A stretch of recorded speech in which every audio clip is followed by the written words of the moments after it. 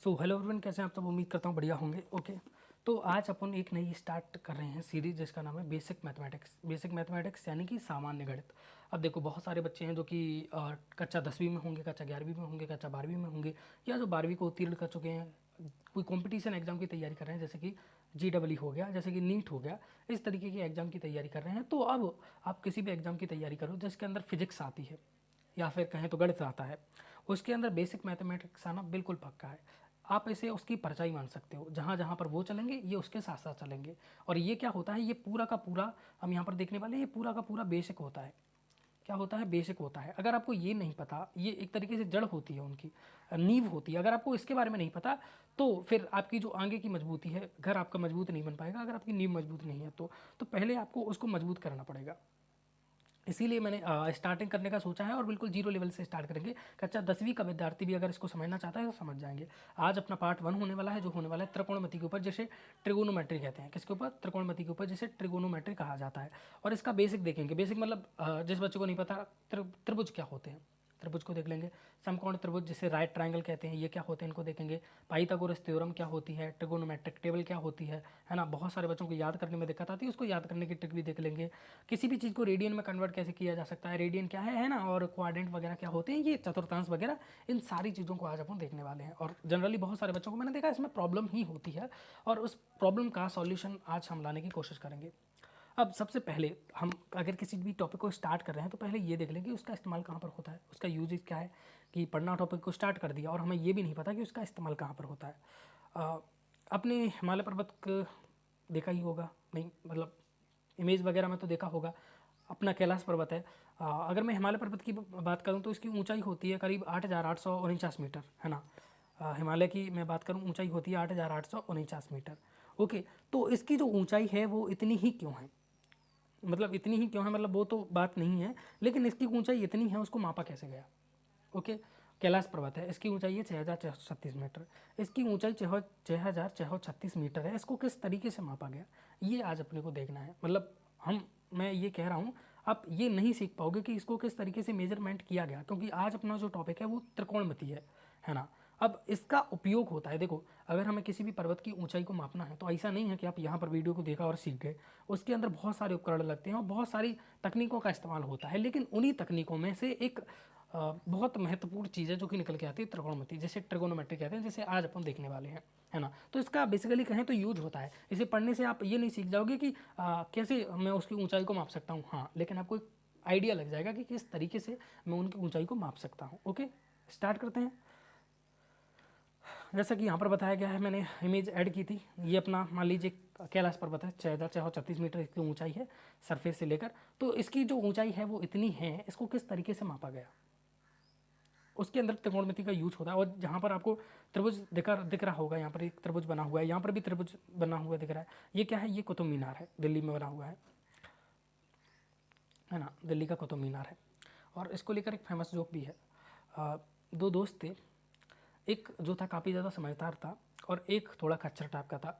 देखो, अब यहाँ पर एक बहुत बड़ा मैसेज मैं आपको देना चाहता हूँ कि जो गधा होता है ना, वो चीटिंग करके भी चीटिंग नहीं कर सकता। मैंने ऐसे बच्चों को खुद देखा है। तो एग्जाम में क्या है, दोनों का पेपर चल रहा था। अब एक आगे बैठा था, समझदार वाला आगे बैठा था, बहुत टैलेंटेड था, और उसके पीछे वो बैठा था जो एक नंबर का गधा था। एग्जाम में प्रश्न आया था कि कुतुब मीनार कहाँ पर स्थित है। तो जो पेपर दे रहा था उसने लिख दिया कि दिल्ली में कुतुब मीनार है, क्योंकि वो टैलेंटेड था, उसको इतना पता था कि दिल्ली में कुतुब मीनार है। अब उसके पीछे बैठा था। अब जनरली ऐसे लोग क्या करते हैं, ऐसे बता ना यार, बता आगे, इसका उत्तर बता दे, 5वें प्रश्न का उत्तर क्या है। तो उसने बोल दिया कि देख ले, दिल्ली में कुतुब मीनार है। अब उस गधे ने सुना क्या कि दिल्ली में कुतिया बीमार है, और वो यही एग्जाम में लिख के आ गया। तो समझ रहे हो, गधे बच्चे होते हैं ना, उनको चीटिंग करना भी नहीं आता। तो थोड़ा सा ये जो आईक्यू है इसके ऊपर फोकस करो, इसको थोड़ा सा बढ़ाओ, क्योंकि मैंने ऐसे बच्चों को वाकई में देखा है ना। ये कुतुब मीनार है, ये कोई मंदिर बना हुआ है ना। इस तरीके से एनसीईआरटी के पेज मैंने निकाले हैं ये, है ना। यहाँ पर लिखा भी है फिगर 8.1, फिगर 8.2, चित्र हिंदी में लिखा होता है चित्र 8.1, चित्र 8.2, तो ये मैंने लिखे हैं। तो अब इनकी ऊंचाई किस तरीके से मापा जाता है, इनकी जो ऊंचाई हाइट कितनी है, इसको किस तरीके से मापा जाता है ना। बहुत सारी टेक्निक का यूज़ किया जाता है। उन टेक्निक में जनरली एक चीज़ का यूज़ होता है जिसे कहते हैं त्रिकोणमिति। क्या कहते हैं? त्रिकोणमिति कहते हैं। अब उसी को अपन पढ़ने वाले हैं और सबसे पहला टॉपिक होने वाला है ट्राइंगल, है ना। सबसे पहले अपने को जो चीज़ समझनी होगी वो होगी ट्राइंगल। क्या ट्राइंगल, ओके। अब मैं इसको थोड़ा सा हाईलाइट करूँगा, थोड़ा सा फास्ट नहीं पढ़ेंगे अपन, थोड़ा सा स्लो ही पढ़ेंगे जिससे सबकी समझ में आए। ट्राइंगल, ट्राइंगल को क्या कहते हैं अपन हिंदी में, कहा जाता है इसे त्रिभुज। और त्रिभुज होते क्या है ये अपने को समझना है। देखो त्रिभुज के मैं 2 पॉइंट लिखाऊंगा, इन 2 पॉइंट को आपको समझने की कोशिश करना है। त्रिभुज होते क्या है, कलर चेंज करने दो 2 मिनट। हाँ, ट्राइंगल यानी त्रिभुज। त्रिभुज होते क्या हैं, जिनके 3 कोण होते हैं, या कहें तो इनके पास 3 कोण कह दूं मैं, या 3 भुजा कह दूं मैं, या कहूँ तो 3 कोने होते हैं, बिल्कुल सीधी सी भाषा में। और ये बिल्कुल पूरी तरीके से पैक्ड होता है। कैसा होता है, बिल्कुल बंद होता है, पैक होता है। मैं इंग्लिश में लिख देता हूँ, पैक होता है, सब जानते हैं इतना तो। क्या होता है, बिल्कुल पैक होता है ये, इस तरीके से, है ना। तो ये 2 महत्वपूर्ण बिंदु हैं, इनको याद रखना कि एक तो बिल्कुल पैक होता है और इसके 3 कोने होते हैं। और ये जैसी भी आपको जैसे ऐसी आकृति अगर आपको दिख जाए तो उसे अपन क्या कहते हैं, उसको अपन कहते हैं त्रिभुज। क्या कहेंगे, त्रिभुज कहेंगे। क्या कहेंगे, त्रिभुज। जिसके आपको 3 कोने दिख जाएं और बिल्कुल पूरी तरीके से पैक हो। जैसे मैं यहाँ पर बता देता हूँ, ये मैंने एक आकृति को यहाँ पर ड्रॉ किया, मैं ऐसी 2 आकृति और ड्रॉ कर लेता हूँ यहाँ पर।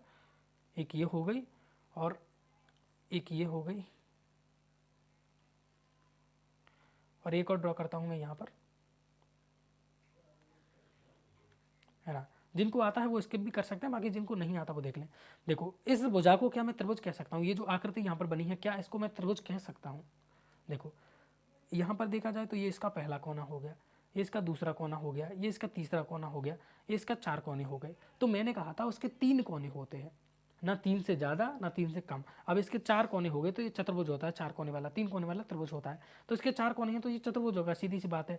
इसमें तो कोई कोना ही नहीं बना, तो ये तो ट्राइंगल होगा, ये पॉसिबल ही नहीं है। तो ये भी त्रिभुज नहीं हुआ, ये भी त्रिभुज नहीं हुआ। लेकिन इसको देखा जाए तो इसके 3 कोने हैं, इसके ये 3 कोने हैं। तो क्या 3 कोने होने से ये त्रिभुज हो जाएगा? नहीं। दूसरी चीज़ चेक करो, क्या ये बिल्कुल पूरी तरीके से पैक है? हाँ, ये बिल्कुल पूरी तरीके से पैक है, तो अपन कह सकते हैं कि ये त्रिभुज है। अच्छा, इस वाले डायग्राम को देखो, पहला कोना, दूसरा कोना, तीसरा कोना, तो 3 कोने इसके हो गए। या कहूँ तो मैं देखो 3 भुजा भी कह सकता हूँ, पहली भुजा ये, दूसरी भुजा ये, तीसरी भुजा ये, चौथी भुजा ये। तो 4 भुजा मतलब त्रिभुज नहीं है। त्रिभुज की 3 भुजाएं होती हैं, पहली भुजा ये, दूसरी भुजा ये, तीसरी भुजा ये, पहली भुजा ये, दूसरी भुजा ये, तीसरी भुजा ये। तो इन दोनों आकृतियों में अगर अपन देखें तो 3 भुजाएं हैं, तो ये क्या होगा, ट्राइंगल होगा, यानी त्रिभुज होगा, है ना। अगर मैं यहाँ पर इस तरीके से बनाता हूँ ये डायग्राम, ओके। अब यहाँ पर देखोगे पहला कोना, दूसरा कोना और तीसरा कोना, इस तरीके से यहाँ पर 3 कोने हैं। तो क्या मैं ये कह सकता हूँ ये ट्राइंगल है? बिल्कुल नहीं। क्यों? क्योंकि यहाँ पर अगर आप देखोगे तो ये बिल्कुल यहाँ से खाली डला है, बिल्कुल खाली डला हुआ है। तो ये क्या त्रिभुज हो गया? बिल्कुल नहीं। त्रिभुज कैसा होता है? त्रिभुज बिल्कुल पूरी तरीके से पैक होता है। कैसा होता है त्रिभुज? बिल्कुल पूरी तरीके से पैक होता है। और ये वैसे भी त्रिभुज नहीं हो सकता, क्योंकि इसके पास 3 कोने भले ही हों लेकिन भुजा केवल 2 ही हैं, है ना। और बिल्कुल पैक भी नहीं है। तो त्रिभुज इस तरीके के होते हैं जो बिल्कुल पैक भी हों, त्रिभुज भी हों। अब यहाँ पर आप इस आकृति को देख पा रहे होंगे, ये जो आकृति है ये कहलाती है अपनी समकोण त्रिभुज। इसी को मेनली अपने को पढ़ना होता है ट्रिगोनोमेट्री के अंदर, समकोण त्रिभुज। क्या? समकोण त्रिभुज। अब इसी को मेनली अपने को पढ़ना होता है इसके अंदर। अब समकोण त्रिभुज पढ़ने से पहले आपको एक बेसिक सा आइडिया होना चाहिए एंगल के बारे में। मैंने पहले ही बताया था, मैं बिल्कुल 0 लेवल से स्टार्ट करूंगा, जिनको नहीं पता, ठीक है। तो हम एंगल, वैसे जनरली बहुत सारे बच्चों को इसके बारे में पता होता है, लेकिन मैं फिर भी यही बोलूँगा कि जिन बच्चों को नहीं पता उनका क्या, तो शुरू से ही स्टार्ट करेंगे। दूसरे पॉइंट निकल के आता है एंगल। एंगल का मतलब क्या होता है? कोण। एंगल मतलब कोण। अब ये कोण होता क्या है? देखो, जैसे लंबाई है इसको आप मापते हो मीटर के अंदर, अब पानी की मात्रा है किसी चीज़ के अंदर तो उसको मापते हो लीटर के अंदर, है ना। तो हर चीज़ की अपनी एक यूनिट होती है। वैसे ही मेरे पास मान लीजिए ये एक पेन है, ये एक पेन है और ये मेरे पास दूसरी पेन है। अगर मैं इनकी दिशा को देखूँ तो ये किधर है? अगर इधर पश्चिम दिशा है, देख लो इधर जिधर मैं पेन कर रहा हूँ, इधर उंगली है मेरी, इधर पश्चिम दिशा है।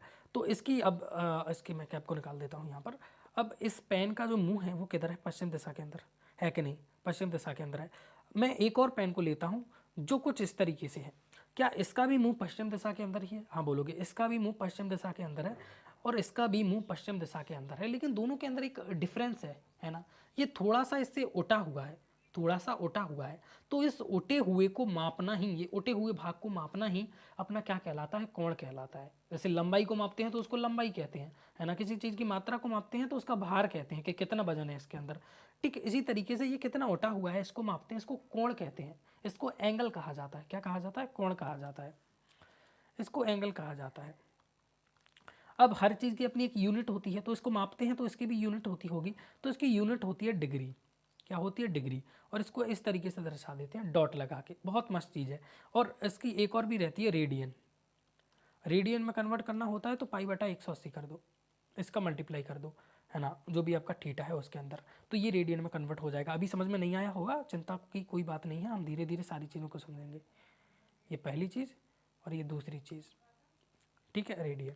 अब देखो यूनिट क्या होती है? यूनिट का मतलब होता है इकाई। जैसे मैंने अभी आपको बताया, अगर आपको किसी की चीज़ की दूरी को मापना है तो आप उसको मीटर में माप सकते हो, किलोमीटर में माप सकते हो। तो आप पीछे क्या लगाते हो कि ये यहाँ से यहाँ तक कितना दूर है, 5 मीटर, 2 मीटर, 6 किलोमीटर, 10 किलोमीटर, तो उसके अंदर आप या तो किलोमीटर लगाओगे पीछे इस तरीके से, या फिर मीटर लगाओगे इसके पीछे, यानी आप किसको माप रहे हो? दूरी को माप रहे हो। अगर आपको किसी भी चीज़ का वजन मापना है तो आप किलोग्राम लगाओगे, ग्राम लगाओगे। पानी की मात्रा को आपको लगाना है तो आप क्या लगाओगे? लीटर, है ना, मिलीलीटर, है ना, कम पानी होगा, मिलीलीटर ज़्यादा होगा, लीटर। तो इस तरीके से पानी को मापोगे।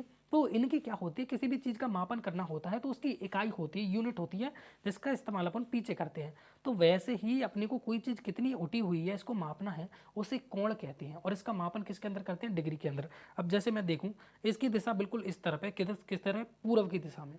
और यहाँ पर देखा जाए तो इसकी दिशा बिल्कुल ऊपर है, ऊपर की तरफ है, बिल्कुल ऊपर की तरफ। ये पूर्व दिशा में है और ये ऊपर की तरफ है। तो ये जब भी पूर्व दिशा में होगी और ये जब ऊपर की ओर होगी बिल्कुल, तो इनके बीच में जो कोण बनता है, एंगल बनता है, वो 90 का होता है। कितना होता है? 90 का होता है। अब 90 किलोमीटर लगाएंगे, मीटर लगाएंगे, क्या लगाएंगे? मैंने आपको क्या बताया, जब आप कोण को माप रहे होते हो तो उसकी जो इकाई होती है, डिग्री हो, मापन की जो इकाई होती है, यूनिट होती है, वो क्या होती है? डिग्री होती है। तो इसके ऊपर अपन डिग्री लगाते हैं। कैसे? ये ऐसे। इसको जीरो में समझ लेना, ये जीरो से छोटी होती है, इसको डिग्री कहते हैं। तो ये कितना हो गया? 90 डिग्री हो गया। अगर मैं इसको पूर्व दिशा में कर दूं बिल्कुल इस तरीके से, और इसको मैं बिल्कुल इधर कर दूं पश्चिम दिशा में, है ना, तो दोनों एक दूसरे से विपरीत दिशा में, एक पूर्व दिशा में, एक पश्चिम दिशा में। अब इनके बीच का जो कोण बन रहा होता है वो होता है 180 डिग्री। क्यों बन रहा है? अभी देख लेंगे अपन, है ना। ये बिल्कुल बेसिक है, जिनको बिल्कुल भी नहीं आता ये उनके लिए है ना। जिनको थोड़ा बहुत आता है वो चाहे तो कल से क्लास को स्टार्ट कर सकते हैं, वरना इसके इस पार्ट को स्किप करके आगे भी बढ़ सकते हैं। तो ये 90 डिग्री हो गया, ये अपना क्या हो गया? 180 डिग्री हो गया। अब देखो ये इस तरीके से है, इस दिशा में, पश्चिम दिशा में, और ये बिल्कुल नीचे की तरफ है। अब भी इनके बीच में कुछ कोण बन रहा होगा। देखो अब कोण एक तरफ से ही नहीं बनता, कोण दो तरफ से ही बनता है। कैसे? कि ये यहाँ से कितना उठा हुआ है, तो आप देखोगे ये बिल्कुल इस दिशा में है और ये बिल्कुल अलग दिशा में है, तो इनके बीच का कोण कितना बनेगा? 90 डिग्री। कैसे? देखो अभी मैंने आपको बताया था कुछ समय पहले ही, जब इसकी दिशा पश्चिम में थी और ये बिल्कुल ऊपर की ओर उठा हुआ था, तो इनके बीच में कोण कितना बन रहा था? यहाँ पर 90 डिग्री बन रहा था कि नहीं? तो अब क्या हुआ? अब ये उल्टा हो गया, लेकिन जैसा ऊपर उठा हुआ था वैसा ही नीचे उठा हुआ है, तो अब भी कोण कितना बनेगा? अब भी कोण 90 डिग्री बनेगा, है ना। अब इसको मैं आपको आरेख के रूप में दर्शाऊंगा तो बेहतर तरीके से आप समझ पाओगे।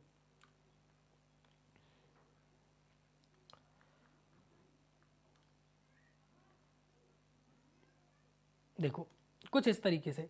अब देखो इसकी दिशा बिल्कुल इस दिशा में है और ये बिल्कुल ऊपर की तरफ है, तो अगर आप देखोगे तो दोनों की दिशा बिल्कुल अपोजिट है ना। ये इधर है और ये ऊपर की तरफ है, तो उनकी दिशा समान नहीं है, अपोजिट भी नहीं है लेकिन समान भी नहीं है ना। ये जस्ट इसके ऊपर बिल्कुल लंबवत रखा हुआ है, तो इस समय जो कोण बन रहा होता है इसे अपन कहते हैं 90 डिग्री का कोण। कितना कहते हैं? 90 डिग्री का कोण।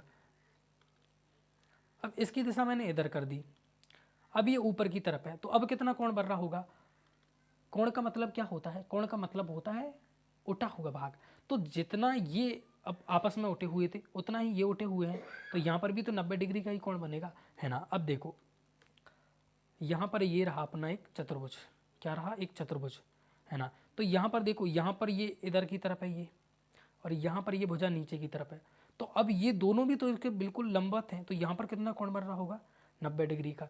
सेम कोण यहाँ पर बन रहा होगा 90 डिग्री का। ऐसा ही एंगल यहाँ पर बन रहा होगा 90 डिग्री का, और बिल्कुल ऐसा का ऐसा एंगल यहाँ पर बन रहा होगा 90 डिग्री का। क्योंकि अगर एक की दिशा इधर है तो दूसरा उसके बिल्कुल लंबवत है। कैसा है? बिल्कुल लंबवत है, यानी बिल्कुल उसके ऊपर खड़ा रखा है, जो चीज़ उसके ऊपर बिल्कुल खड़ी की खड़ी रखी रहती है ना, उसे अपन कहते हैं 90 डिग्री के एंगल पर है। लेकिन अगर वो उसी के विपरीत हो जाए, बिल्कुल विपरीत हो जाए, कहने का मतलब एक की दिशा इधर है और दूसरे की दिशा बिल्कुल उसके अपोजिट हो जाए इधर, है ना, तो अब कितना कोण हो जाता है? अब ये जो कोण हो जाता है ये हो जाता है 180 डिग्री का। अब पूछो कि 180 डिग्री का कैसे हो गया, है ना, थोड़ा सा लॉजिक देते हैं। देखो ये इधर कर दिया मैंने, ये इधर कर दिया मैंने, ठीक है, और ये मैंने यहाँ पर एक और खड़ा कर दिया, ठीक है। तो देखो ये वाली जो भुजा है या ये वाली जो रेखा है, इसके ऊपर ये वाली रेखा बिल्कुल इस तरीके से लंबवत रखी हुई है ना, बिल्कुल खड़ी रखी हुई है। तो जब खड़ी रखी हुई होती है तो यहाँ पर कितना कोण बन रहा होता है? 90 डिग्री का, राइट। अब सेम चीज़ इस भुजा के साथ है, ये भुजा और ये भुजा, ये भी आपस में खड़ी रखी है, तो यहाँ पर भी कोण कितना बन रहा होगा?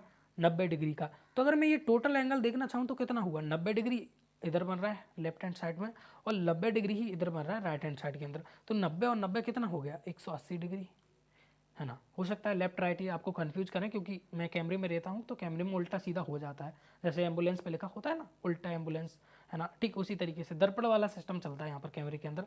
तो एम्बुलेंस पर जो एम्बुलेंस लिखा होता है वो उल्टा लिखा होता है, पता है क्यों? क्योंकि अगर सामने से कोई गाड़ी आ रही है तो कोई दिक्कत नहीं होती, लेकिन अगर पीछे से एम्बुलेंस गाड़ी आ रही है और सामने कोई गाड़ी जा रही है, तो सामने अगर गाड़ी में कोई देखेगा कि उस पर एम्बुलेंस लिखा है तो गाड़ी के अंदर वो उसको सीधा लिखा हुआ दिखता है। इससे वो समझ जाता है कि एम्बुलेंस आ रही है और वो उसको रास्ता दे देता है, क्योंकि जो कांच होते हैं, दर्पण होते हैं गाड़ी वगैरह के, उनमें हमें उल्टा प्रतिबिंब दिखाई देता है। इसको मैंने फिजिक्स के अंदर पढ़ाया था, किरण प्रकाश की के अंदर, जिसने भी 12th पढ़ी होगी उसको पता होगा, है ना। तो यहाँ पर कितना कोण बन गया? 90 और 90 180 डिग्री। अब मेरा एक और क्वेश्चन है आपसे, ये इधर है और ये बिल्कुल इसके क्या है? लंबवत है, इसके ऊपर खड़ा रखा है ना, चाहे नीचे की तरफ हो चाहे ऊपर की तरफ, बिल्कुल खड़ा है। तो देखो यहाँ पर कोण कितना बन रहा है? आप सभी जानते हो 90 डिग्री, है ना।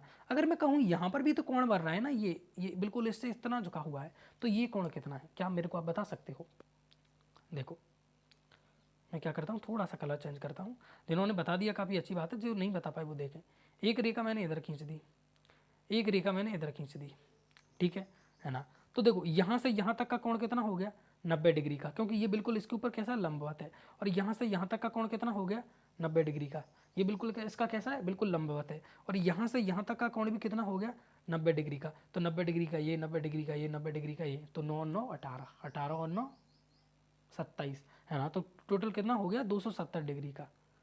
पीछे जीरो लगाइए, 90 और 90 180, 180 90 270 डिग्री का कोण बन गया, है ना। तो जब ये एक इस दिशा में हो और एक बिल्कुल लंबवत हो तो कितना होता है ये कोण? ये होता है 270 डिग्री का, 270 डिग्री का। ऐसे ही देख सकते हो 180 डिग्री का तो कोण ये है। अब इसको मैं बिल्कुल ही नीचे कर दूं तो 90 डिग्री का कोण ये और हो जाएगा। 180 और 90 कितने होते हैं? 270 डिग्री।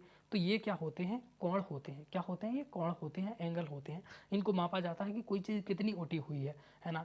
जब भी हमें दिशा बतानी होती है कंपास वगैरह के अंदर, तो उससे लिखा होता है कि अब कोई किसी का घर है, वो एग्जैक्ट पूर्व दिशा में तो होगा नहीं। कंपास से हम किसी भी चीज़ की दिशा देख सकते हैं कि पूर्व की तरह, पश्चिम की तरह, उत्तर की तरह, दक्षिण की तरह, इस तरीके से होता है। उसमें इस तरीके से एक कांटा लगा होता है, जैसे घड़ी में रहता है ना, उस तरीके से। तो अब हमें पूर्व देखना है तो बता देगा पूर्व इधर है, लेकिन हमारा घर जरूरी थोड़ी है कि पूर्व दिशा में हो। हमारा घर पूर्व दिशा में नहीं है, पूर्व और पश्चिम के बीच में आता है। तो कंपास में लिखा रहता है ये पूर्व से इतना डिग्री दूर है, इतना डिग्री दूर है, इतना डिग्री दूर है। तो हम ये देख के चलते हैं कि हमारा जो घर है वो पूर्व से 20 डिग्री और पश्चिम से 50 डिग्री दूर है। मान के चलो, कुछ भी बोल दिया मैंने, 50 पश्चिम से 50 डिग्री दूर है। तो इस तरीके से अपन देख लेते हैं। इस तरीके से देखो, मैं यहाँ पर उसका आकार बनाता हूँ, थोड़ा सा समझने का प्रयत्न करना जैसे आप बेहतर तरीके से समझ पाओ। ये हो गया, ये हो गया और ये हो गया। अब मैं आपको दिशा बता देता हूँ। ये मान लीजिए पूर्व दिशा है, इसको याद रख लेना। पूर्व पश्चिम कैसे होते हैं? पूर्व पश्चिम, उत्तर दक्षिण। जब भी हम कागज़ के ऊपर पूर्व पश्चिम उत्तर दक्षिण दिशा ड्रॉ कर रहे होते हैं तो वो इसी तरीके से ड्रॉ की जाती है। अब हमारा घर यहाँ पर है, तो अब पूरब भी नहीं है और दक्षिण में भी नहीं है, तो अपन कहेंगे कहाँ पर है ये? तो अपन कहेंगे पूर्व से, यहाँ से मान लीजिए यहाँ तक का जो कोण है कंपास में लिखा हुआ है 30 डिग्री, है ना। तो अपन क्या कहेंगे? ये पूर्व से 30 डिग्री दूर है दक्षिण की ओर, पूर्व से 30 डिग्री दूर है दक्षिण की ओर। तो अपन इस तरीके से बना देते हैं। तो कोण का यूज बहुत सारी जगह पर होता है ना। यहाँ पर अपन ऐसा भी कह सकते हैं, अगर ये 30 डिग्री है तो ये पूरा कितना होता है? 90 डिग्री होता है। अगर ये 30 डिग्री है तो ये बचा कुचा कितना होगा? बचा कुछ कितना होगा 60 डिग्री, क्योंकि 60 और 30 90। तो अपन ये भी कह सकते हैं कि दक्षिण से 60 डिग्री दूर पूर्व की ओर, तो दक्षिण से 60 डिग्री दूर पूर्व की ओर यहाँ पर अपना घर है। तो कंपास में देख के भी अपन इस बात का पता लगा सकते हैं हमारा घर कहाँ पर है ना। तो ये वो सारी चीज़ें होती हैं जो हमें हेल्प करती हैं कि हमें दिशा वगैरह देखनी हो या बहुत सारे कामों के अंदर, और त्रिकोणमिति के अंदर बहुत ज़्यादा हमारे हेल्पफुल होती हैं ये। तो आई होप कि आप एंगल समझ गए होंगे कोण क्या होता है। फिर इसको डिग्री में ही नहीं मापा जाता, इसको रेडियन में भी मापा जाता है। अब रेडियन में मापने के लिए क्या करना है, रेडियन में मापने के लिए कुछ नहीं करना, आपको पाई बटा 180 का गुणा कर देना है। जैसे यहाँ पर है 90 डिग्री, 90 डिग्री है, इसमें अगर इसको आपको रेडियन में कन्वर्ट करना है तो आपको क्या करना होगा, पाई बटा 180 इसका गुणा कर दिया। तो 90 से 180 में भाग दोगे तो कितनी बार में गया, पाई बटा 9 दूनी 18, तो 20 बार में, सॉरी 2 बार में, 2 बार में। तो 90 को आप कितना लिख सकते हो, 90 डिग्री को आप पाई बटा 2 भी लिख सकते हो, है ना। इतना तो आपको आता होगा, जोड़ गुणा घटा ये सब तो आपको आता होगा। बेसिक मैथमेटिक्स पढ़ना है तो इतना तो आपको आना ही चाहिए, है ना। फिर तो आप 10वीं तक तो आ ही गए होंगे, है ना। तो 180 को मैं कैसे लिख सकता हूँ, अगर रेडियन में लिखना हो तो इसको मैं ऐसे नहीं लिख सकता। 180 में आप पाई बटा 180 का गुणा कर दो, तो 180 से 180 गया तो ये कितना आ गया, ये आ गया पाई, कितना आ गया, पाई आ गया। ओके, अब यहाँ पर मैं एक ड्रॉ करने वाला हूँ चतुर्थांश, देख लो चतुर्थांश क्या होता है।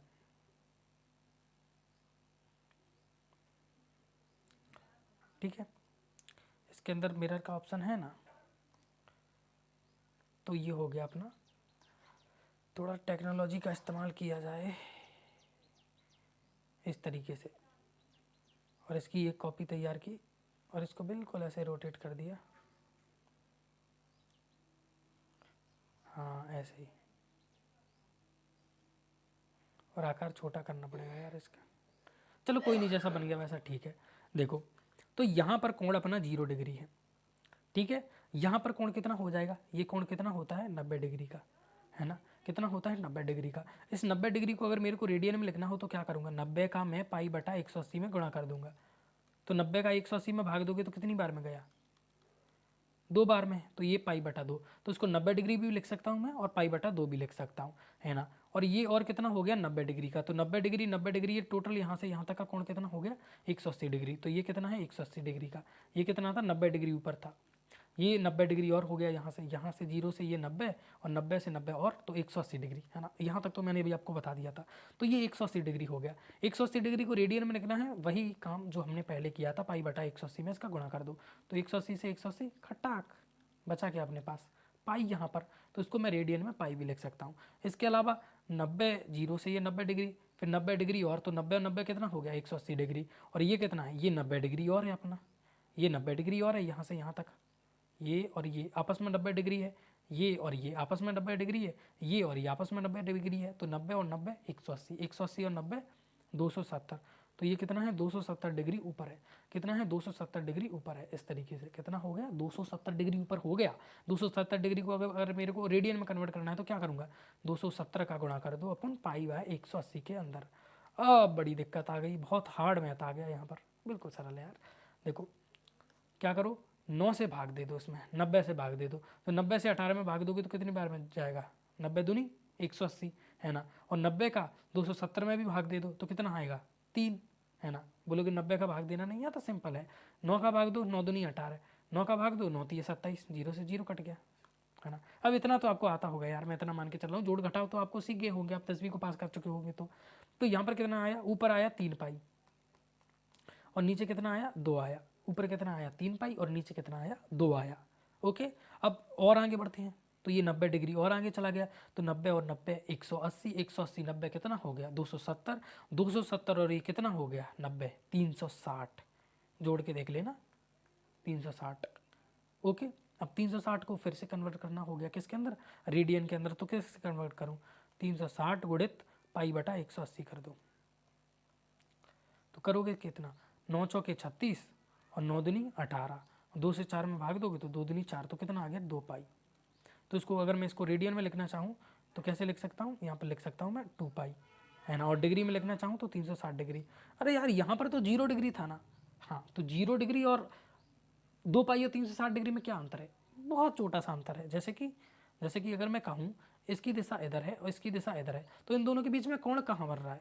कोण यहाँ पर दो जगह से बन रहा है। पहला कोण तो ये रहा, ये 90 डिग्री का हो गया, और दूसरा कोण कहाँ पर बन रहा है? ये बिल्कुल इस तरीके से बन रहा है, और ये कितना होता है ये बता दिया मैंने आपको, 270 डिग्री का होता है।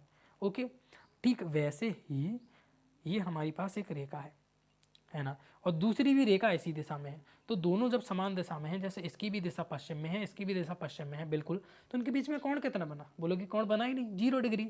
लेकिन अगर मैं बिल्कुल इसको इस तरीके से मापूं, ऐसे पीछे से, तो ये पूरा कोण कितना हो गया? 360 डिग्री। लेकिन एक मिनट, ये तो गोल घेरा बन गया ना 360 डिग्री, ये तो गोल घेरा बन गया। हाँ, तो जो वृत्त होता है, जो अभी मैंने आपको सर्कल बताया था, त्रिभुज बताए थे, है ना, ये बताया था ना, ये त्रिभुज नहीं है, इसे वृत्त कहते हैं। जैसे उसे चतुर्भुज कहते हैं ना, इसे वृत्त कहते हैं। तो वृत्त का कोण कितना होता है? वृत्त का कोण होता है 2 पाई। कितना होता है? 2 पाई। रेडियन में, डिग्री में लिखोगे तो 360 डिग्री। कितना होता है? 360 डिग्री। याद रखना, इतना तो आपको आता होगा, है ना। ये मैं बिल्कुल बेसिक से इसीलिए स्टार्ट कर रहा हूँ क्योंकि मुझे पता है 90% बच्चों को ये सब पता होता है, बाकी 10% बच्चों को ये नहीं पता होता है ना, और वो आगे निकल आते हैं। क्योंकि आप भारत के एजुकेशन सिस्टम की हालत क्या है ये तुम भी जानते हो, मैं भी जानता हूँ अच्छे तरीके से।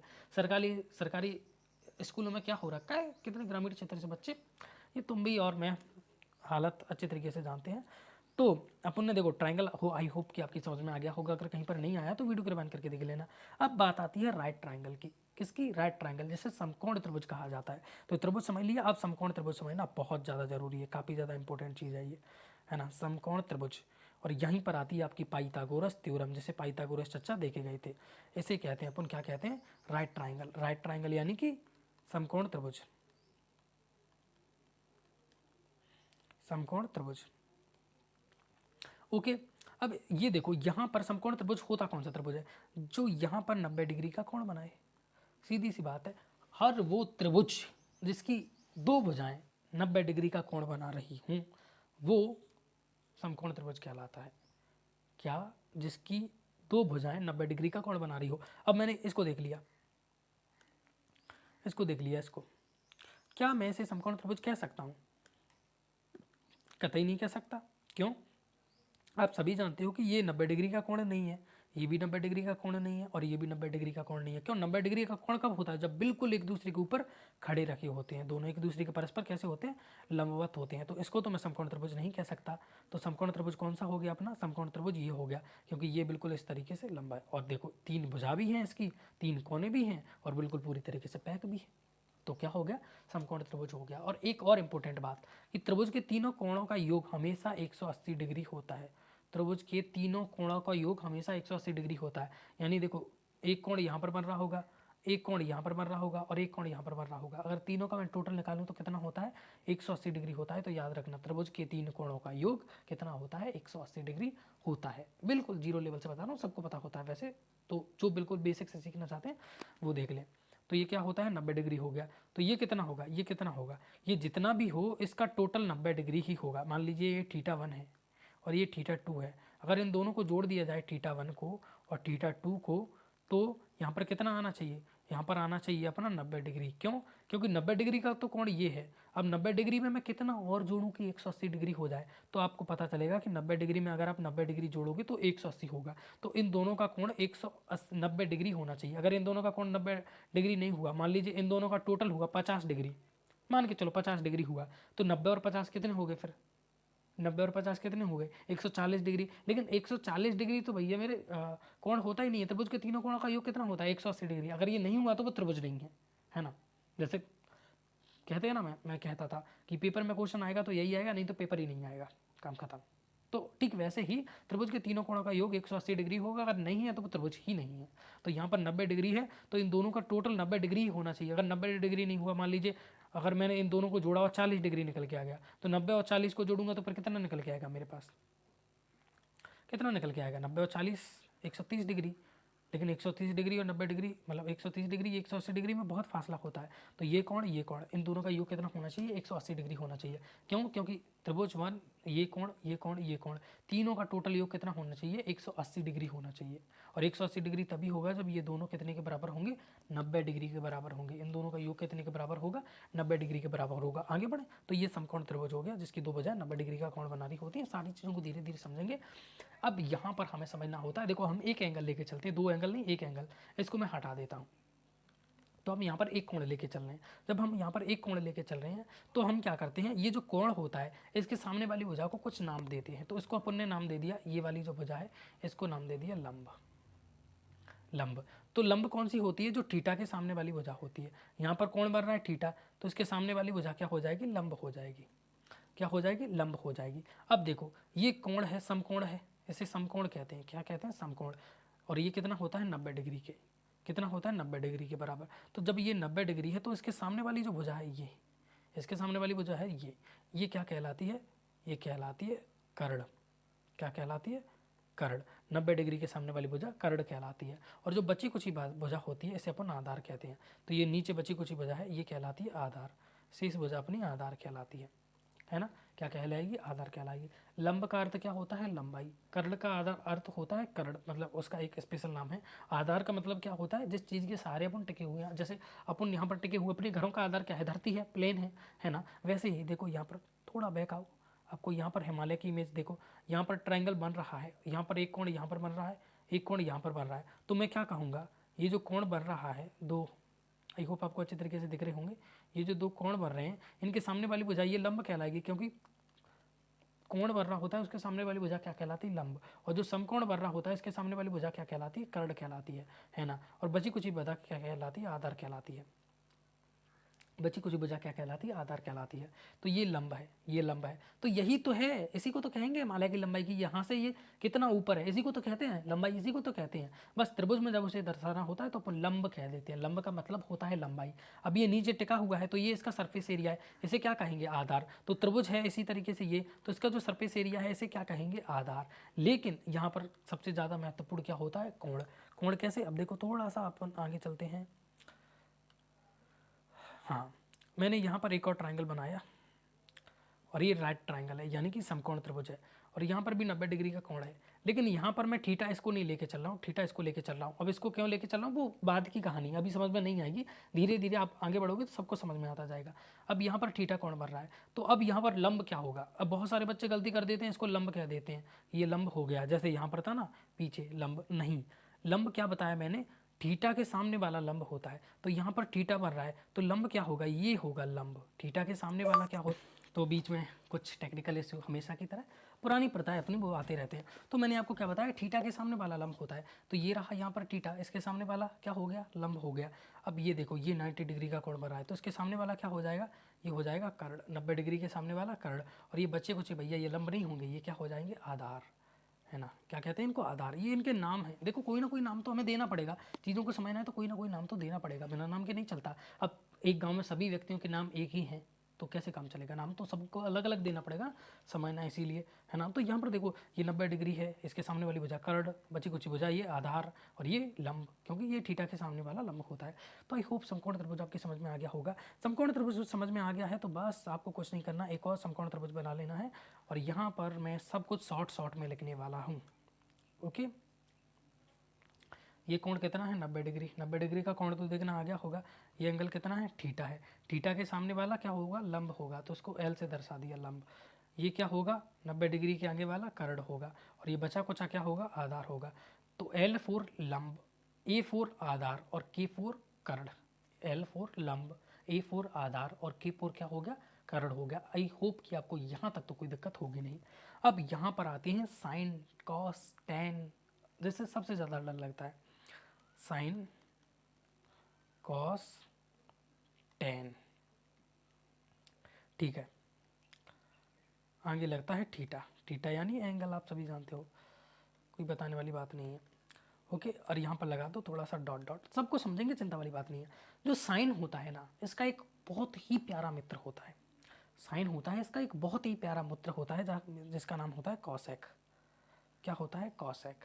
ये जो कॉस होता है इसका भी एक बहुत ही जिगड़ी मित्र होता है जिसका नाम होता है सेक। सेक। और टेन होता है, इसका होता है कॉट। थीटा। क्या होता है, थीटा, याद रखना। कॉस का दोस्त सेक, साइन का दोस्त कॉसेक, टेन का दोस्त कॉट। अब यहाँ पर मस्त वाली चीज़ क्या है कि यहाँ पर याद रखना, ये बहुत ही इंपॉर्टेंट बात है कि ये जो साइन और कॉस हैं ये आपस में भाई भाई हैं, इनका रिश्ता भाई भाई का है ना। लेकिन साइन का दोस्त कॉसेक है, कॉस का दोस्त सेक है, लेकिन ये आपस में भाई भाई हैं। टेन और कॉट इनका दोस्त तो दोस्ती का ही है, लेकिन ये आपस में भाई भाई भी हैं, यानी ये भाई भाई भी हैं और दोस्त भी हैं। और ये कॉसेक और सेक ये भी आपस में भाई भाई हैं, लेकिन कॉसेक की दोस्ती साइन के साथ है, सेक की दोस्ती कॉस के साथ है ना। इसको समझने में कोई दिक्कत नहीं आएगी, बस मैंने जो लिख दिया है उस अनुसार चलें। अब देखो यहाँ पर एक फार्मूला और लिखना पड़ेगा मेरे को। यहाँ पर आता है एल लंब बटा कर्ण, यहाँ पर होता है आधार बटा कर्ण, यहाँ पर होता है लंब बटा आधार। ओके, आप समझने की कोशिश करो, थोड़ा सा समझने की कोशिश करो। आई थिंक मेरे को इसकी कॉपी तैयार करनी पड़ेगी, पेज कंप्लीट हो गए अपने, तो 2 मिनट रुको, इसकी कॉपी तैयार करते हैं अपन।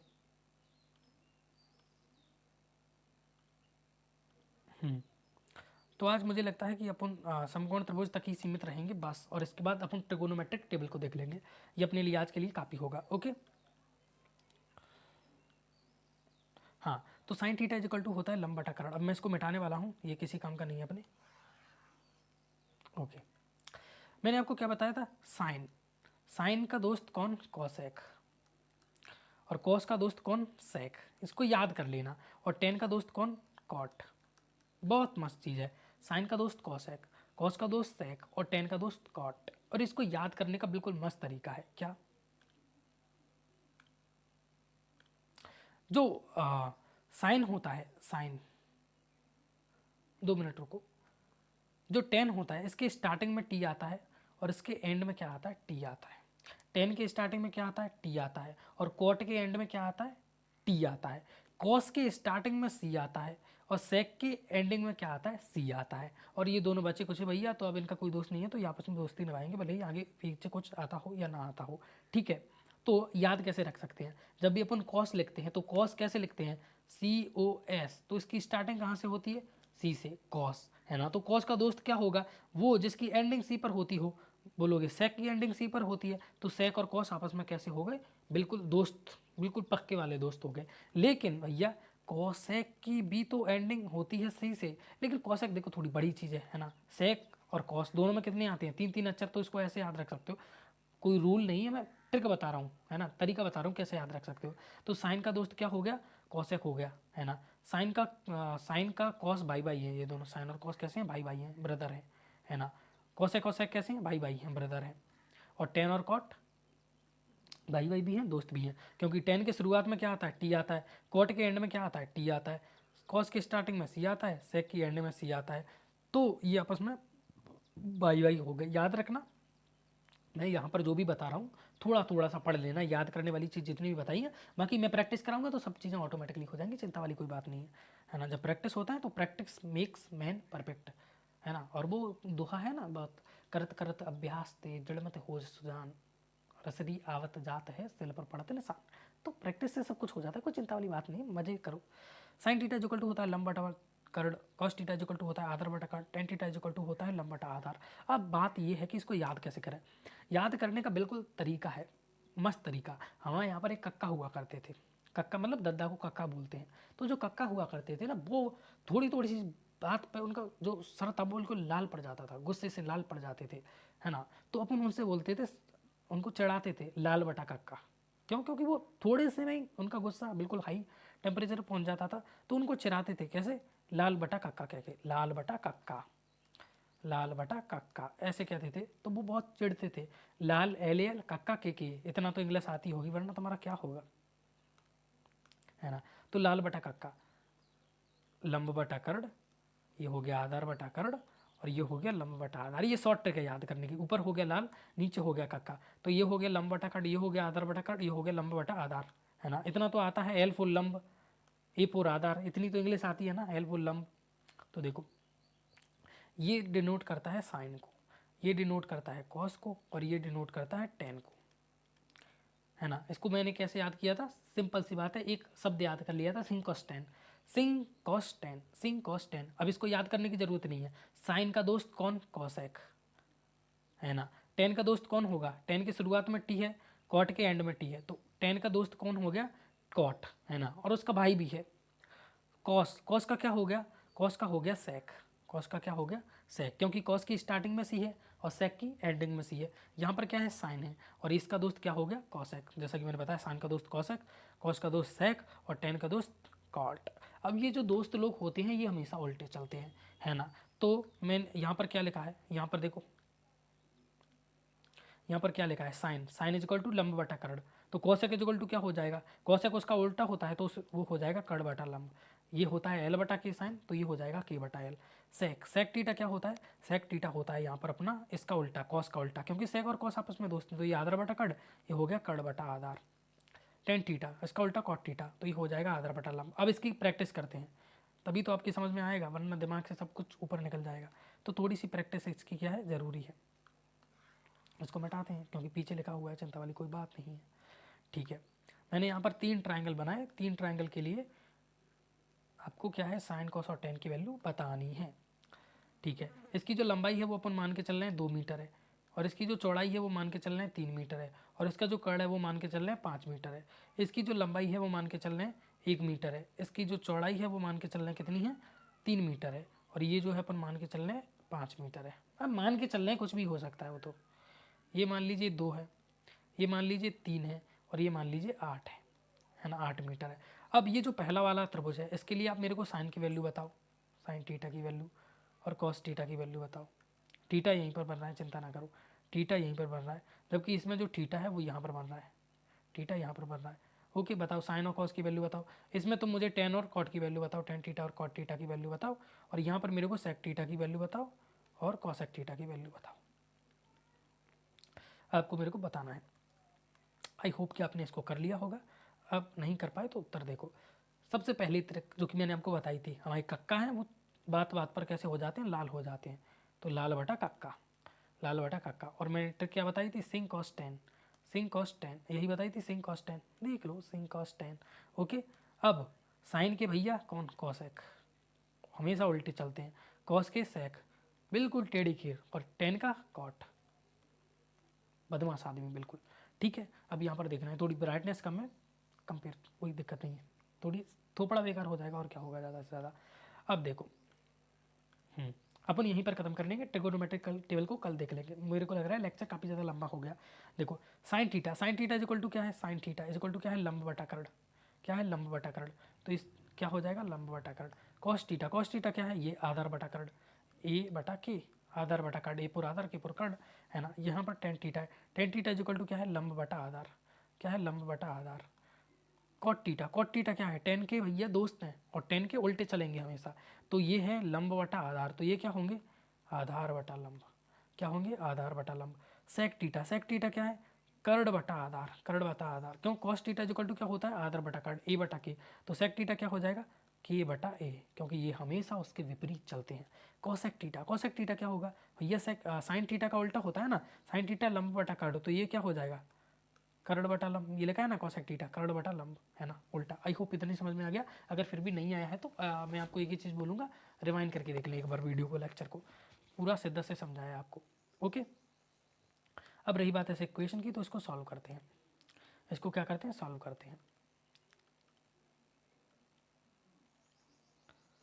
वैल्यू पूछी थी ना मैंने, उसको निकालते हैं। देखो यहाँ पर थीटा यहाँ पर बन रहा है, तो थीटा के सामने वाली भुजा क्या हो जाएगी लंब हो जाएगी, लंब को एल से दर्शा दिया, है ना। यहाँ पर कितना बन रहा है 90 डिग्री का कोण, इसके सामने वाली भुजा क्या हो जाएगी कर्ण हो जाएगी, और बची कुछ भी ये भुजा क्या हो जाएगी आधार हो जाएगी। थीटा, थीटा के सामने वाली भुजा लंब, बची कुछ भुजा आधार, और इसके सामने वाली भुजा ये कर्ण, 90 डिग्री के सामने वाली भुजा कर्ण। यहाँ पर थीटा बन रहा है, तो थीटा के सामने वाली भुजा क्या हो जाएगी लंब, है ना, और थीटा के सामने वाली भुजा लंब हो गई, यहाँ पर 90 डिग्री है, इसके सामने वाली भुजा ये कर्ण हो गई, और बची कुछ भुजा क्या हो जाएगी आधार हो जाएगी। आई होप कि यहाँ पर आपको कोई दिक्कत नहीं होगी। अब फास्ट तरीके से चलते हैं बिल्कुल। लंब बटा कर्ण, लंब क्या है 2 है, बटा कर्ण, कर्ण क्या है 5 है, 5 है। कॉस थीटा, कॉस कितना होगा आधार बटा कर्ण, कितना होगा आधार बटा कर्ण, आधार क्या है ए 3, कर्ण की कितना है 5 है। मुझसे फास्ट उत्तर दो, टेन थीटा लंब बटा आधार, इस वाले त्रिभुज के लिए लंब क्या है 1 बटे आधार क्या है ये 3, ठीक है।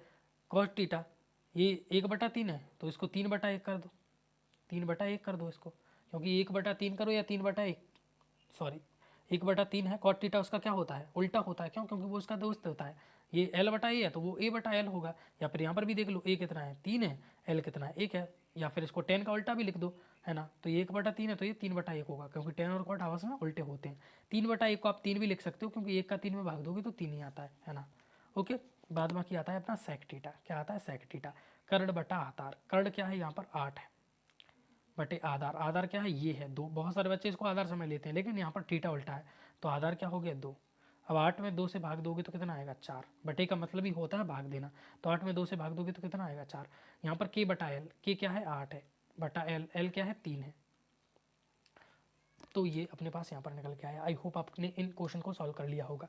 तो ये था, आज अपन ने बहुत कुछ पढ़ लिया। मतलब जो बच्चों को बिल्कुल नहीं आता वो ट्रायंगल समझ गए होंगे, राइट ट्रायंगल समझ गए होंगे, पाइथागोरस थ्योरम समझ गए होंगे। जैसे पाइथागोरस देखे गए थे, सॉरी पाइथागोरस थ्योरम तो अभी भी आपकी समझ में नहीं आई होगी, इसके ऊपर भी थोड़ा सा डिस्कशन कर लेते हैं। पाइथागोरस थ्योरम होती क्या है?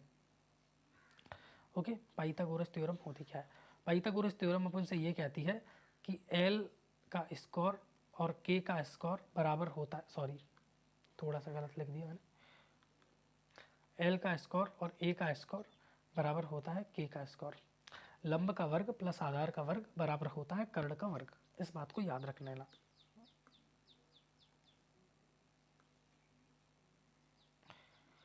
लंब का वर्ग प्लस आधार का वर्ग इज इक्वल टू होता है कर्ण का वर्ग।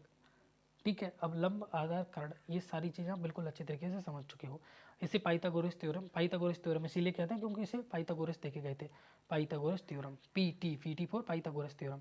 पाइथागोरस थ्योरम इसे क्यों कहते हैं? क्योंकि इसे वही देखे गए थे, उन्होंने ही इसके बारे में बताया था। क्या उससे पहले इस बात को कोई और नहीं पता लगा पाया था? देखो ऐसा नहीं होता। अगर हम भारतीय संस्कृति में ही चले जाएं तो और हमें ऐसे बहुत सारे ऋषि देखने को मिलते हैं, जैसे बोधयान हो गए, है ना। इन्होंने ट्रिगोनोमेट्री के ऊपर बहुत सारी चीज़ें बताई थी। बट देखो होता है, परिस्थितियाँ भी बहुत ज़्यादा निर्भर करती हैं। जैसे आर्यभट्ट थे तो इन्होंने शून्य की खोज की थी। ऐसा नहीं था कि शून्य के बारे में पहले लोगों को पता नहीं था, लेकिन लोगों के सामने उसे कौन लाया ये मायने रखता है। अब जैसे अपन बहुत आगे चले गए, विज्ञान में भी अपन बहुत आगे चले गए, तो विज्ञान में अपन अगर बहुत आगे चले गए इसका अर्थ ये है कि बहुत सारी चीज़ों की खोज हुई है ना। जैसे किसी ने डीएनए की खोज की, मान के चलो डीएनए की खोज की, कोशिका की खोज की, तो डीएनए की खोज क्या उससे पहले नहीं हुई होगी? संभव है, मैं ये नहीं कह रहा कि हो गई होगी, लेकिन मैं कह रहा हूँ संभव है पहले हुई होगी, लेकिन किन्हीं कारणों के चलते दुनिया को उसका पता नहीं चल पाया। तो खोज करना किसी व्यक्ति के लिए अलग होता है, बल्कि पूरी सृष्टि के अलग होता है ना। अब अपन पूरी धरती की बात करें तो जब अब मैं कह रहा हूँ यहाँ पर खोज हुई, तो खोज हुई इसका मतलब क्या है? वो जो तथ्य है उसको पूरी दुनिया के सामने ला के रख दिया। तो वो काम किसने कर दिया? पाइथागोरस ने। हो सकता है इससे पहले भी कई लोग त्रिकोणमिति के बारे में इतना सारा ज्ञान देके गए हों, जैसे मैंने अभी आपको नाम बताया, है ना, आर्यभट्ट, बोधयान, और बहुत सारे ऋषि आपको देखने को मिल जाएंगे अपनी एंशिएंट इंडिया के अंदर ही, है ना। बट परिस्थितियाँ ऐसी चली कि भारत इतना ज़्यादा फैल नहीं पाया। उसके बाद आप सभी जानते हो अंग्रेज़ों का अटैक और मुगल शासन, तो बहुत सारी परिस्थितियाँ ऐसी रही जिसके कारण आगे नहीं बढ़ पाए। जो चीज़ भारत देना चाहता था वो दे नहीं पाया, लेकिन बहुत योगदान रहा भारत का, ऐसी बात नहीं है। ग्रेट मैथमेटिशियन रामानुजन, तो उनकी भी परिस्थिति कुछ इस तरीके की रही थी कि उन्हें मैथ में इंटरेस्ट था, लेकिन उनको खुलकर अगर मिल जाता तो आज शायद अपनी चारों तरफ की परिस्थिति बिल्कुल अलग होती। जो मैथ में उनका योगदान है, उनके अंतिम समय कितनी गंभीर रूप से बीती थी, उसके ऊपर कभी बाद में चर्चा करेंगे। फिलहाल अपना जो ट्रिगोनोमेट्री का वो है उसको कंप्लीट कर लेते हैं। लंब का वर्ग प्लस आधार का वर्ग बराबर कर्ण का वर्ग, ये पाइथागोरस चर्चा अपने देखे गए थे कि के स्क्वायर इज इक्वल टू होता है L square plus A square. अब इसके ऊपर डायरेक्ट प्रैक्टिस करें, है ना। अपन 2 क्वेश्चन करेंगे, उसके बाद स्केल को खत्म करेंगे।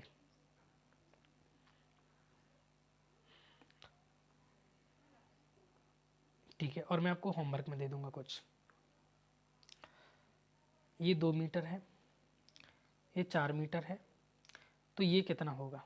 इसको बताओ ये कितना होगा? ये इसकी लंबाई 3 मीटर है, इसकी लंबाई रुको 2 मिनट, हाँ इसकी लंबाई 3 मीटर है, इसकी लंबाई 4 मीटर है, तो इसकी लंबाई कितनी होगी? इसकी लंबाई कितनी होगी? अब देख रहे हो, लंबाई निकालना सीख रहे हो तुम, है ना। यहाँ पर थीटा है, थीटा यहाँ पर है। ओके, और एक क्वेश्चन मैं पीछे भी दे रहा हूँ, अब कर सकते हो तो करने की कोशिश करो। ये हिमालय चर्चा है, हिमालय की अपन ऊंचाई नापने की कोशिश करेंगे। अरे ये तो हट गया, रुको, ब्रश चेंज करने दो।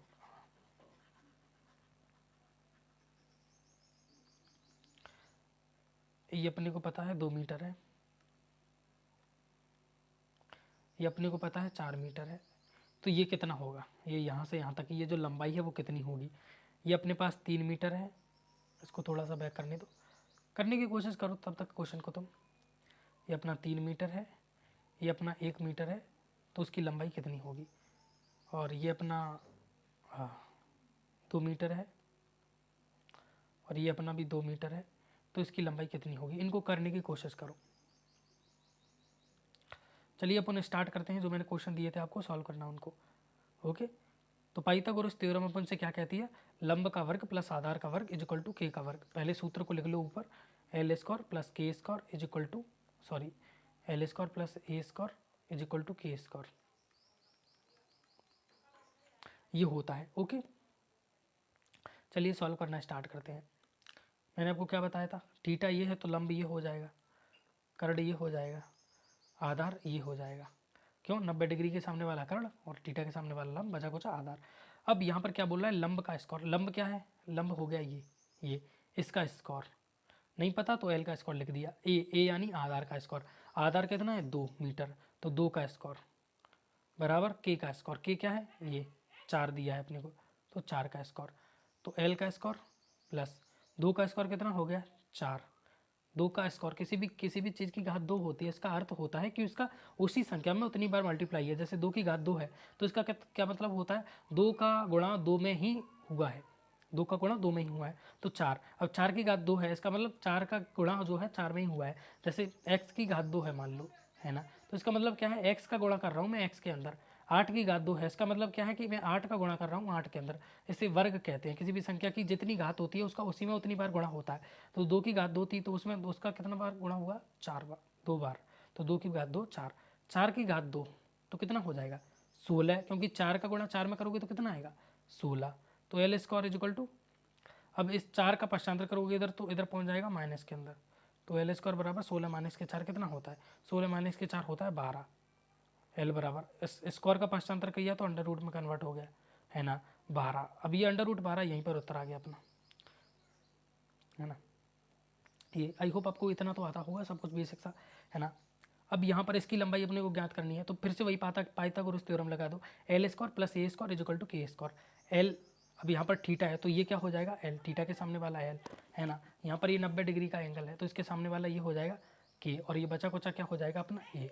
तो क्या होता है एल का स्क्वायर, एल यानी 3 का स्क्वायर, एल का स्क्वायर यानी 3, 3 का स्क्वायर, स्क्वायर करने का मतलब 3 का 3 में गुणा कर दो, सीधी सी बात है। तो 3 का वर्ग 9 प्लस ए का स्क्वायर, ए क्या है, ए आधार है, कितना दिया है 4 मीटर, तो 4 का स्क्वायर यानी 4 का 4 में गुणा कर दो, कितना आएगा 16, बराबर बराबर किसका होता है के का स्क्वायर। के अपने को नहीं पता, के अपने को निकालना है, तो के का स्क्वायर, के अपने को निकालना है, सीधी सी बात है। तो के का स्क्वायर कैसे होगा, 9 और 16 कितना होता है 25, जोड़ दो, बीच में जोड़ लगा है तो जोड़ दो, 25 बराबर कितना है के स्क्वायर, है ना। स्क्वायर को इधर ले जाओगे तो अंडर रूट में, क्योंकि स्क्वायर का पक्षांतर होता है तो क्या बनता है वो अंडर रूट बनता है। अब अंडर रूट का मतलब क्या होता है कि 5 में कितनी बार गुणा कर लूँ कि मैं, देखो वर्ग का उल्टा होता है अंडर रूट, क्या होता है वर्ग का उल्टा होता है अंडर रूट, है ना। तो इसके फैक्टर निकाल लो, कैसे 25 है तो 25 को मैं 5 गुणित 5 लिख सकता हूँ, 5 गुणित 5 25, है ना। अब इनमें से एक भी 5 बाहर आएगा, किसी को भी बाहर निकाल लो, इस 5 को बाहर निकाल लिया, बाकी सब हट गया। ये होता है अंडर रूट को थोड़ा सा समझने की कोशिश करोगे मैं तब समझा देता हूँ। ये है अंडर रूट के 16, अंडर रूट के 16 है, इसका मतलब क्या है 16 को मैं ऐसे नहीं लिख सकता 4 गुणित 4, 4 गुणित 4 तो 4 को बाहर निकाल लो, यानी 16 का अंडर रूट होने का मतलब होता है 4, अंडर रूट 16 बराबर है 4 के। यानी किसी संख्या का मैं उसमें मल्टीप्लाई करूँगा, किसी संख्या का मैं उसी संख्या में मल्टीप्लाई करूँगा, तो मेरे पास जो संख्या आएगी उसका अंडर रूट वो संख्या होगी। जैसे x है मेरे पास कोई संख्या, अगर मैं इसका वर्ग कर रहा हूँ तो मेरे पास जो संख्या निकल के आ रही है बाय निकल के आ रही है, तो अगर मैं बाय का अंडर रूट करूँगा तो मेरे पास क्या निकल के आएगा x निकल के आएगा, क्या निकल के आएगा x निकल के आएगा। फिर मेरे पास जैसे मान लीजिए 8 गुणित 8 कितना होता है 64 होता है, यानी 8 का 8 में गुणा किया तो 64, तो 64 का अगर मैं अंडर रूट निकालूंगा तो कितना आएगा 8, इसका मतलब 8 का 8 में गुणा करोगे तो कितना आएगा 64 आएगा। तो अंडर रूट का मतलब ही ये होता है। और देखो आगे इधर कर लेंगे अपन तो कोई दिक्कत नहीं आएगी, ये होमवर्क दिया था ना मैंने ये करने को। इसकी देखो ये थीटा कोण बन रहा है यहाँ पर, है ना, पेन चेंज करते हैं थोड़ी सी। थीटा कोण बन रहा है यहाँ पर, तो थीटा के सामने वाली भुजा लंब हो गई है ना। 90 डिग्री का एंगल ये बन रहा है यहाँ पर, तो ये सामने वाली भुजा कर्ण हो गई है और बची कुछ ही बाधा क्या हो गई, आधार हो गई। अब कर दो इसको सॉल्व। अब करने में क्या है, लंब का स्क्वायर, तो लंब ज्ञात करना है अपने को कि लंबाई है कितनी, है ना, बराबर, सॉरी थोड़ा सा क्या मिस्टेक हो गई, काफ़ी समय हो गया तो मेरा दिमाग भी थोड़ा सा आउट ऑफ फोकस हो रहा है। तो एल का स्क्वायर यानी एल का स्क्वायर प्लस ए का स्क्वायर, ए यानी आधार का स्क्वायर, आधार कितना है 2, तो 2 का स्क्वायर कितना होगा 2 दूनी 4, बराबर के का स्क्वायर, के क्या है कर्ण, कर्ण कितना है 4, तो 4 का स्क्वायर कितना होगा 4 गुणे 4 16, बस एल स्क्वायर। अब 4 को इधर पहुंचाओगे तो माइनस की हो जाएगी, प्लस की संख्या बराबर के साइड जाती है तो माइनस की हो जाती है। ओके, तो 16 में से 4 के तो कितने बचे 12। अब 2 को इधर पहुंचा दो तो कितने में कन्वर्ट हो गया ये अंडर रूट में। अब बाहर एक कितने का अंडर रूट होता है, बोलोगे यार पता नहीं। अब हमें क्या पता 12 कितने का अंडर रूट होता है, तो जब पता नहीं होता तो अंडर रूट 12 लिख दिया, काम खत्म। अब जैसे कि ये है ये, ओके, तो यहाँ पर क्या है, ये कर्ण हो गया और ये आधार हो गया और ये इसकी लंबाई हो गई। अगर मैं यहाँ पर थीटा कोण मान के चलूँ तो थीटा के सामने वाली लंबाई और ये कर्ण और ये आधार, है ना, तो क्या हो जाएगा ये लंब का स्क्वायर यानी एल का स्क्वायर बराबर के आधार का स्क्वायर, आधार कितना है 1 यानी ए का स्क्वायर, 1 का स्क्वायर बराबर क्या होगा कर्ण, कर्ण कितना है 3 यानी 3 का स्क्वायर, तो एल का स्क्वायर प्लस 1 का स्क्वायर 1 होता है, 3 का स्क्वायर कितना होगा 3 तरह के 9, ओके, एल स्क्वायर। 1 को इधर ले जाओगे तो कितना हो जाएगा माइनस की हो जाएगा, प्लस की संख्या बराबर के साइड माइनस की, तो एल स्क्वायर 9 में से 1 गए तो कितना बचा 8, स्क्वायर को इधर ले जाओ तो कितना हो गया अंडर रूट के 8। अब अंडर रूट के 8 कितने का होता है पता नहीं, तो इसको ऐसे भी लिख सकते हो आप, अंडर रूट के 4 गुणित के 8 2, 4 दूनी कितना होता है 8, है ना। अब यहाँ पर 4 को देखो, 4 कितने का होता है 4 तो 2 का होता है, 2 का 2 में गुणा करेंगे तो 4 आ जाएगा, तो 4 तो बाहर निकल आया 2 के फॉर्म में, लेकिन ये अंडर रूट 2 रह गया। ये 2 किसका होता है, किस में किस संख्या का गुणा करोगे 2 आएगा, पता नहीं, हमें नहीं पता ना, सीधी सी बात है, हमको नहीं पता, लेकिन हमको इतना पता है कि 4 का 2 में गुणा करोगे तो 4 आ जाएगा, तो इनमें से 2 बाहर आ गया, है ना। अगर आपको अंडर रूट निकालना नहीं आता तो मेरे से बोल दें, मैं फिर नेक्स्ट वीडियो उसी के ऊपर बना दूंगा, क्योंकि बेसिक का मतलब होता है यहाँ पर सारी चीज़ें बेसिक लेके चल रहे हैं, है ना। यहाँ पर 2 मीटर वाला इस क्वेश्चन को खुद सॉल्व कर लेना, और मैं यहाँ पर एक और को आपको होमवर्क के रूप में दे देता हूँ, होमवर्क के तौर पर।